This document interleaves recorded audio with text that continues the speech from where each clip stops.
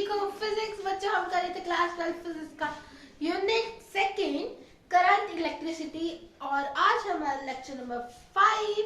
और बच्चों इसके पहले 4 वीडियोस बन चुकी हैं, बहुत ही इंपॉर्टेंट बेसिक्स हो चुके हैं, हमारे बेसिक्स हो चुके हैं। हमने करंट बताया, ओम्स लॉ बताया, करंट की डेफिनेशन बताई आराम से आपको, आराम से हमने टाइप्स ऑफ करंट बताया और भी बड़े प्यारे प्यारे से फैक्ट्स के साथ आपको ये यूनिट करवा रहे हैं। क्योंकि बच्चों हमारा मेन मोटिव क्या है? हमारा मेन मोटिव है बच्चों आपको एजुकेट करना, लेकिन विद द बेस्ट एजुकेशन और with the best explanation, with the best of my knowledge.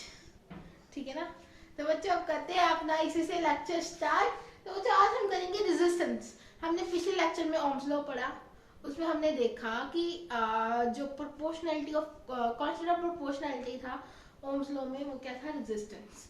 उसके बारे में पढ़ लेते हैं बच्चों। मैंने थोड़ा बहुत बताया था, थोड़ा बहुत हम इसकी डेफिनेशन वगैरह आराम से करते हैं। रेजिस्टेंस होता है, it is the property of the conductor, it is the property of it is a property of the conductor due to which it resists the flow of the current. resist का मतलब क्या? obstruct. resistance होती क्या? obstruction. किस में obstruction? obstruction होती है बच्चे दुविधा, वो बाधा बाधा बाधा, ये बाधा, मैं तो बाधा, वो बोलता मैं तो बाधा, करंट नहीं जाने देगा, नहीं देगा, मैं करंट नहीं जाने देगा, मैं करंट नहीं जाने देगा, वो होती है रेजिस्टेंस। ठीक है ना? ये है रेजिस्टेंस। रेजिस्टेंस क्या है? मैं करंट नहीं जाने देगा। ठीक है ना? बाधा बनेगा, बाधा नहीं जाने देगा। ठीक है? रेजिस्टेंस क्या बोलती है? मैं क्या करूंगा? करंट को रोकूंगा। ठीक है ना? और यही होती है रेजिस्टेंस। और बच्चों आप कुछ बच्चे बोलते हैं हम तो रेजिस्टेंस ऐसे बनाते बेटा है, ये क्या करवा देती हो है, आप तो रेजिस्टेंस अभी थोड़ी देर में ऐसे बनाओगी, ये क्या प्रॉपर्टी प्रॉपर्टी का गंदा डाला आपने? अरे मेरे को बताओ, जब मैं फ्रिज लगाऊं, इधर से आराम से ये वायर जा रही थी, करंट जा रहा था कुछ अच्छे से मजे से, बहुत अच्छा सा करंट जा रहा था 5 एम्पियर का, और मैंने लगा दी बेटा फ्रिज। फ्रिज को हम बोलते हैं रेजिस्टेंस। तो बच्चों उसमें भी तो रेजिस्टेंस ही आएगी, करंट के फ्लो को कम नहीं होगा, क्योंकि जो फ्रिज है वो तो कहेगा सारा करंट मेरे को दे दो, मेरे को करंट दोगे तो मैं तुम्हारा ठंडा करूंगा, नहीं तो नहीं करेगा, नहीं तो नहीं करेगा। तो फिर अगर नहीं करेगा तो फिर क्या हुआ? ऑब्स्ट्रक्शन ही आई ना, फिर करंट में करंट कम आएगा। जो क्या मानो अब जो करंट वापस आ रहा है वो मानो 2 एम्पियर का आ रहा है, तो क्या आई? रेजिस्टेंस। क्या आई? ऑब्स्ट्रक्शन। क्या आई? बाधा। ठीक है ना? तो हमें पता है बच्चों रेजिस्टेंस को हम कैसे लिख सकते हैं? V बाय I से। कैसे? ओम्स लॉ से। अरे बेटा ओम्स लॉ सोचो I equals to V equals to IR, R की वैल्यू निकालो, ये नीचे आ जाएगा V बाय I। तो यहां से अच्छा, तो अब तो इसका ऐसा यूनिट बच्चों होता है, ऐसा यूनिट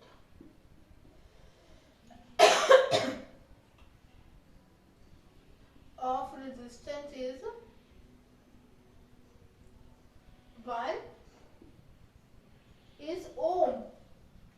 बच्चों ऐसे यूनिट एक नाम होता है ना, एक तो बच्चों हम यूनिट देते हैं, इसे दूंगी मैं, देखना, वोल्ट पर ampere is also the resistance ना, है ना? वोल्ट पर एम्पियर भी तो रेजिस्टेंस ही है ना? तो रेजिस्टेंस, और एक होता है हम जो जिसको याद करते हैं वो क्या है? ओम। ओम को हम कैसे लिखते हैं? ऐसे, इसको ऐसे रिप्रेजेंट किया जाता है। ठीक है? ऐसे, ये देखो तो नहीं, ठीक है? ये हमारे ओम भैया है, रेजिस्टेंस भैया है। ठीक है? और हम अगर हमें 1 ओम की डेफिनेशन देनी हो तो कैसे देंगे? 1 ओम, 1 ohm, it is defined as the defined when the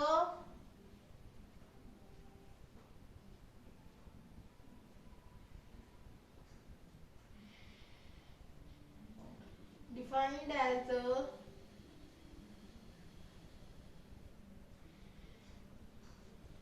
defined as the it is defined as when the voltage of 1 volt is passed through a conductor is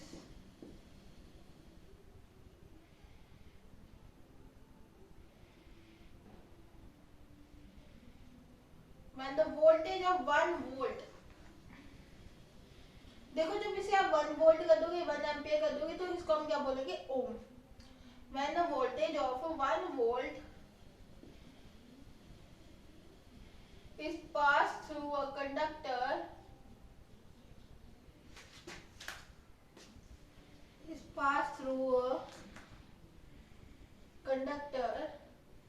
then the current flows through the conductor is 1 ampere. Then the current flows through conductor is 1 ampere. ये हुआ क्या हमारे पास ओम की definition, 1 ओम की. अरे जब भी हमें एक जैसे किसी ऐसा यूनिट को डिफाइन करना होता है तो जो उनके फॉर्मूला होता है उसमें हम फिल करते हैं 1 उनकी क्वांटिटी, तो उसको क्या बोलते हैं 1 ओम, है ना. उसका 1 वो निकाल लेते हैं. 1 ओम भी वैसे ही निकाला हमने. देखो ना R = V/I होता है. V क्या है वोल्टेज, तो हम इसको बोलेंगे 1 volt upon 1 ampere. We can say 1 volt produces the 1 ampere current. ऐसे भी लिख सकते हो. It is defined as when the 1 volt voltage produces the current of 1 ampere. Then we can say resistance is of 1 ohm. ऐसे भी लिख सकते हो. Resistance is said to be 1 ohm. ऐसे लिख लो, ऐसे ज्यादा अच्छा है. Resistance is said to be 1 ohm. Is said to be 1 ohm.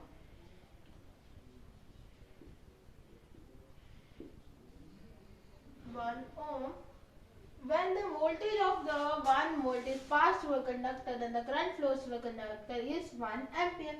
जब एक वोल्टेज की वोल्टेज देने पर हमें मिला 1 एम्पियर का करंट, तब हम क्या बोलेंगे 1 ओम.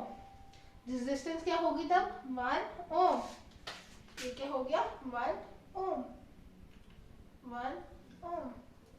ठीक है, ऐसे भी लिख सकते हो. इधर आ था, इधर 1 ओम. ठीक है. ओके बच्चों, ये दोनों चीजें आप पढ़ना. तो हम नेक्स्ट वीडियो में करेंगे कॉज ऑफ रेजिस्टेंस.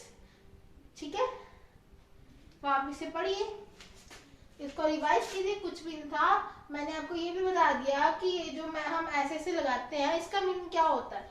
बच्चों इसका मतलब होता है कोई फ्रिज हो गया, कोई अप्लायंस हो गया, उसको भी हम रेजिस्टेंस बोलते हैं क्योंकि उसकी प्रॉपर्टी भी क्या है, करंट को रोकने की, करंट को ना जाने देने की प्रॉपर्टी है. ठीक है, ये भी मैंने आपको क्लियर कर दिया. और ये भी बता दिया ये प्रॉपर्टी है कंडक्टर की, किसी भी कंडक्टर की, कि वो क्या करे, उसको रेजिस्ट करे, करंट को आने से रोके, यानी कि उसमें कोई बाधा ले आए, कहीं और जगह पे कंजप्शन करा के बाधा ले आए, उसे क्या बोलते हैं रेजिस्टेंस. अगले टॉपिक में अगर आपको जानना है कि कॉज ऑफ रेजिस्टेंस, रेजिस्टेंस का क्या कारण है, तो स्टे ट्यून्ड और जल्दी से जल्दी जाके देख लेना. ठीक है, जल्दी आने वाला हमारा करंट इलेक्ट्रिसिटी का लेक्चर नंबर 6, जिसमें हम पढ़ेंगे रेजिस्टेंस आने का कारण. तो बच्चों वो भी जरूर देखना आप. ओके बच्चों, that is it for today. Hope you understand the concept in this video. Please like, share and subscribe to my channel Seekho physics, and also press the bell icon to get the latest notification of my videos. Okay, thanks for watching. Bye.